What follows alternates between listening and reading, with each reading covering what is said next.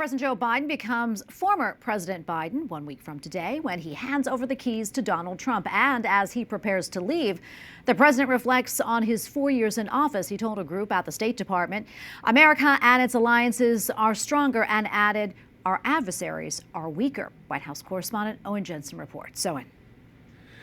Tracy, it's a week of big speeches for President Biden, including a farewell address to the nation and speaking at the U.S. Conference of Mayors, those taking place later this week. Today, at the U.S. State Department, it was all about foreign policy.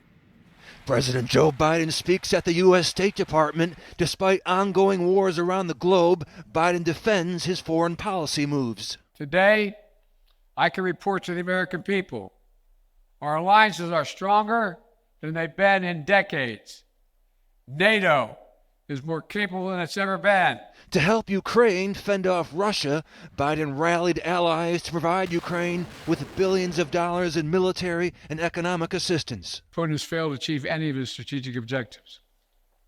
He has failed thus far to subjugate Ukraine, failed to break the unity of NATO, and failed to make large territorial gains. Early in his presidency, the disastrous and deadly Afghanistan pullout. 13 U.S. troops killed in a bombing, along with many others. A major setback the Biden presidency struggled to recover from. In my view, it was time to end the war and bring our troops home, and we did. And while Israel and Hamas continue fighting, in the press briefing room today, Biden's top national security advisor with this hostage update. We are close to a deal, and it can get done this week. I'm not making a promise or a prediction, but it is there for the taking, and we are going to work to make it happen. And Jake Sullivan also telling reporters, we made our alliances stronger, we made our enemies weaker, we made America's sources of strength stronger, and we did all of that while keeping America out of war. But Speaker Mike Johnson not impressed, saying the Biden administration hasn't weakened our adversaries, they've emboldened them, and thus created the most dangerous situation since World War II.